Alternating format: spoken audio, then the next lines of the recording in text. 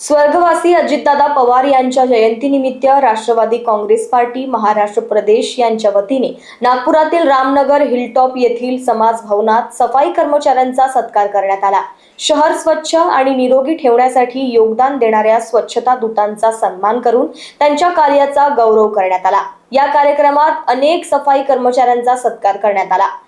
सामाजिक बांधिलकी जपत समाजोपयोगी उपक्रमांच्या माध्यमातून स्वर्गवासी अजितदादा पवार यांच्या कार्याला अभिवादन करण्यात आले। स्वच्छ अभियान बराबर होत नाही आहे आणि जिथं जिथं कचरा टाकतात तिथं गंदगिरी बहुत फैललेली आहे, भरपूर फैललेली आहे गंदगिरी। आणि एक एक माणसाले 4-4, 5-5 गाड्या फेकाले बहुत दूर जावं लागते। तो रोडोपायन 2-2 का कचरा फेका। हाँ, एवढे गंदगिरी फैलली आहे। सत्कार झाला, चांगलं झालं, मस्त चांगलं वाटलं, आनंद वाटला। ये हमने जब से देखा है तो यहाँ इतने सारी जो भी महिला है उनका सत्कार आज तक नहीं हुआ है। जो अभी कांग्रेस पार्टी की तरफ से सारी महिलाओं का सत्कार हुआ है, इसके लिए हम कांग्रेस पार्टी के बहुत बहुत आभारी है। धन्यवाद। अजित दादा के स्मृति प्रीत्यर्थ आज जो ये कार्यक्रम आयोजित किया गया था, उसमें प्रशांत पवार ने जो कार्य किया, इसके बारे में क्या क्या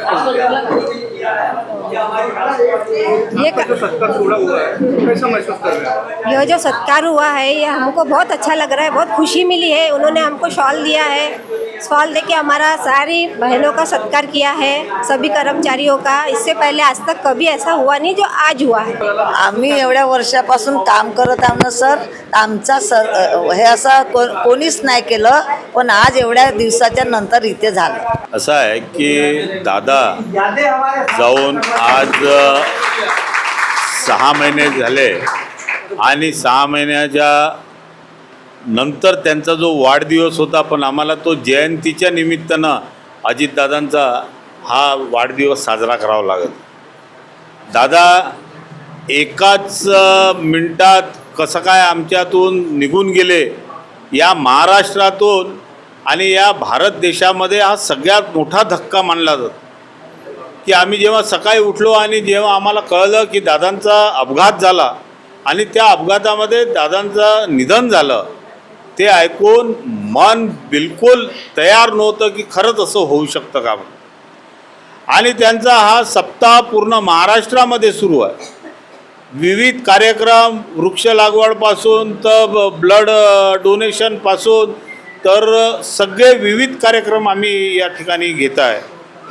आणि त्यातच जे दादांना नेहमी साफसफाई बिलकुल स्वच्छ ठेवण्याचा जो शौक होता, जो त्यांना म्हणजे स्वच्छता काय हे जर शिकायचं आहे तर दादांपासून शिकायला पाहिजे। म्हणून आज आम्ही असं ठरवलं की आमचे ज्या नागपूर शहरामध्ये स्वच्छता अभियान जे लोक करतात, म्हणजे ज्या आमच्या महिला भगिनी आहेत किंवा पुरुष आहेत, तर यांचा सत्कार का बरं नाही करावा। कारण की दादा ज्याच्यावर प्रेम करायचे ते असेच लोक होते। आणि कचरा ह्या ज्या आमच्या सफाई कामगार आहेत, ह्या तुम्हाला मी सांगतो, यांचं जे काम आहे ना, हे चांगल्या चांगल्या लोकांचं काम नाही। कंप्लेंट करायसाठी ताबडतोब तयार की आमच्या घरासमोर कचरा पडला, आमच्या घरासमोर फलानं पडला, हे झालं, पण कधी विचारणार नाही की तुम्हाला काय त्रास होऊन राहिला आहे, तुमचं कसं चालू आहे, तुमचे आरोग्य कसं आहे आणि काय कसं नाही। पण दादा मात्र हिरिरीने यांची विचारपूस करायची।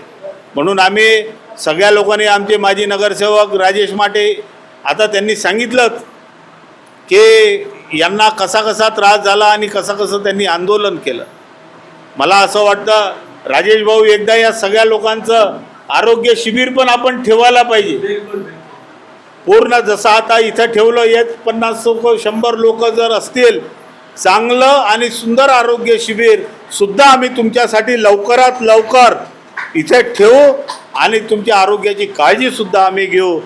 समोर जर तुम्हाला कोणतंही काम किंवा काही असेल तरी तुम्ही आम्हाला सांगा। माजी नगरसेवक राजेश माटे आहेत, आम्ही कॉर्पोरेशनमध्ये तुमचे कोणते प्रश्न आहेत ते सुद्धा प्रश्न आम्ही सॉल्व करू। असं आम्ही आज या ठिकाणी दादांच्या जयंतीनिमित्त ठरवलं आणि त्यांचा महिलांचा आणि पुरुषांचा सत्कार. लोकवाहिनी मीडियासाठी सचिन झोडापे यांची रिपोर्ट, नागपूर.